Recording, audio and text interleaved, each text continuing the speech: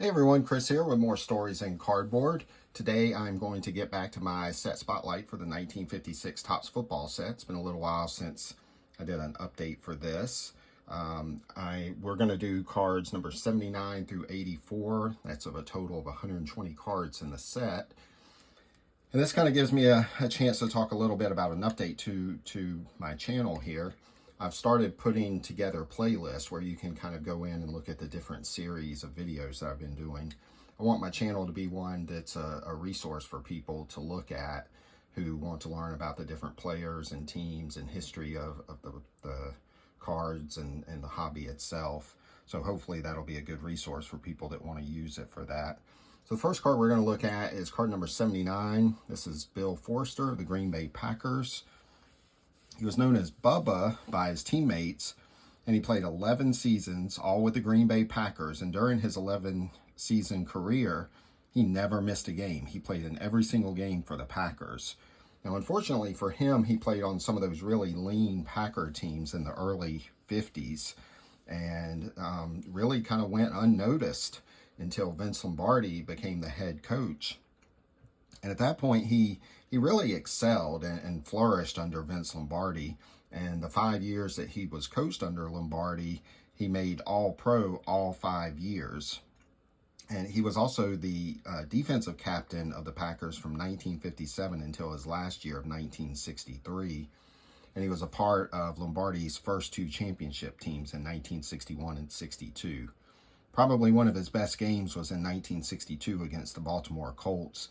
In a time when the NFL didn't really keep sacks as an official stat, he, according to game play-by-play records, sacked Johnny Unitas of the Colts 4 times in the first half of that game, helping his team win 17-13. Another interesting thing about this card, in the last video that I did, I showed the 1950 Bowman Tom Fears card, and this has a little trivia question on the back where it asked the question, who has the most receptions in an NFL game? And at the time, it was Tom Fears with 18 in 1950. That record has since been broken by Terrell Owens.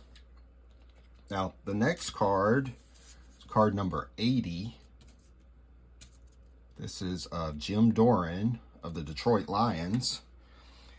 When he came to the Lions, when he started his career, he was mostly known as a defensive player. He was a really good defensive end and was actually named the team MVP for the Detroit Lions in 1952 when they won the NFL championship. So he was really a very good defensive player, and he also played a little bit of part-time right offensive end, which would be kind of the equivalent of today's tight end. Now, his big career moment came in the 1953 NFL championship game. The Lions were trying to go back-to-back and playing the Cleveland Browns. And in the first quarter, Leon Hart, who was their regular offensive end, got hurt. Now, Hart, who was a former Heisman Trophy winner, was a huge part of that team. And he scored 7 touchdowns for them that year. So he was a really big part of the offense and what the Detroit Lions did. So when he went out of the game, it was a big deal. So Buddy Parker, who was the coach of the Lions at the time, he inserted Jim Doran into that spot to take over for Hart. And all during the game, he kept telling his quarterback, Bobby Lane, I can beat my man deep. Just give me a chance. I can beat him. I can beat him. He would keep coming back to the huddle, reminding Bobby Lane of this. And Lane, being the great quarterback that he was and a leader and just kind of just an all-time great, he kind of put that information in the back of his head. And on the last drive, with the Lions losing, they were down 16-10. Bobby Lane hit Jim Doran on a couple of slant passes to kind of get them moving on this last drive as time was dwindling down. And then Doran came back again. He's like, I can beat him. I can beat my guy deep. Just give me a chance. So Bobby Lane called his number, and he got behind the defender and scored the game-winning touchdown of the 1953 championship game. Now, if that's not enough, he's also well known in Dallas Cowboys history. He was part of the 1960 NFL Cowboys draft, the expansion draft. and he has some historic first for them. He was their first starting tight end in history for the Dallas Cowboys.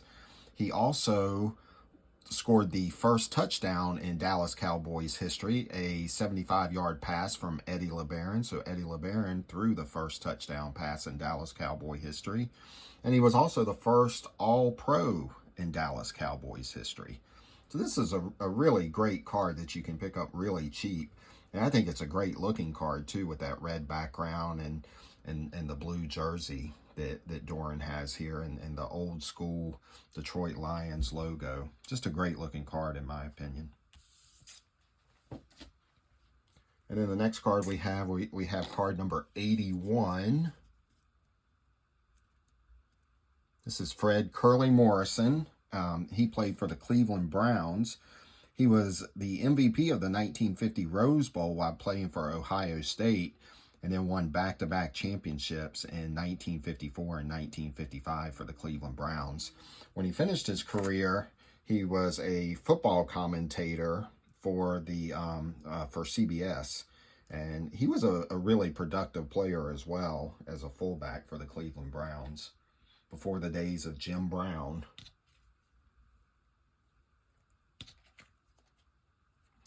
Now, the next card we have is card number 82. This is Jack Simmons of the Chicago Cardinals. This is part of the short prints. The Cardinals and the Redskins were both short prints in this set.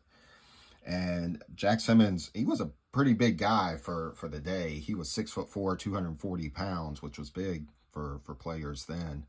He played center, and his story is kind of off the football field. During World War II, he was injured and went blind, and ultimately ended up getting his sight back, but he had gone blind in an accident or in an attack during World War II. And interestingly enough, his family didn't really know much about what happened with him in World War II until after he died. He didn't really talk much about it. And then after he passed away, they were looking through his stuff and found a bunch of old newspaper clippings that talked about him.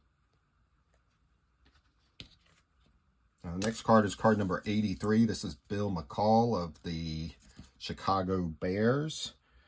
McColl, he played 8 seasons with the Bears and never missed a game. He was a really solid contributor who had 26 career touchdowns. And in 1956, he threw the longest pass of the NFL season, which was 79 yards. I love this old school kind of Bears look here with the old dark blue jersey and the numbers there and the yellow background and the old Bears logo up in the right-hand corner, like the nameplate at the bottom too with the blue. Just a great looking card, I think. And then last, which is card number 84. This is really a great card, and some people may not have ever heard of this guy, but this is Bert Rechichar, and he played for the Baltimore Colts. He was on the original Colts team in 1953. He was born blind in his left eye, and in spite of that, he actually played minor league baseball in the Cleveland Indians organization, which I think is really fascinating.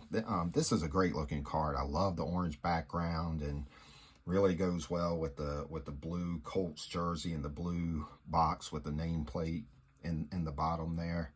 And one of the great logos is that old Colts logo. And Rechichar, what he is known for largely is in 1953, having never kicked a field goal before.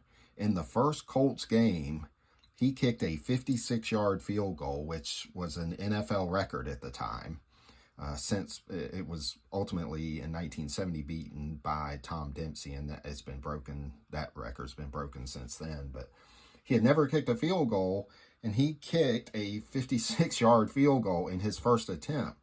Now, that was also the first field goal in Colts history. Now, if that's not enough, he also scored the first touchdown in Colts history. Prior to that field goal, he returned an interception for a touchdown. And in that game, he also had 2 other interceptions. So he had 3 interceptions in that game, 1 for a touchdown, and then he also kicked the record 56-yard field goal. Just an incredible player, just a great, part of football history here. And again, it's a card that you can pick up pretty inexpensively. So anyway, that's the update for this set spotlight. That was cards number 79 through 84. I appreciate everyone watching, and I hope everyone has a great weekend.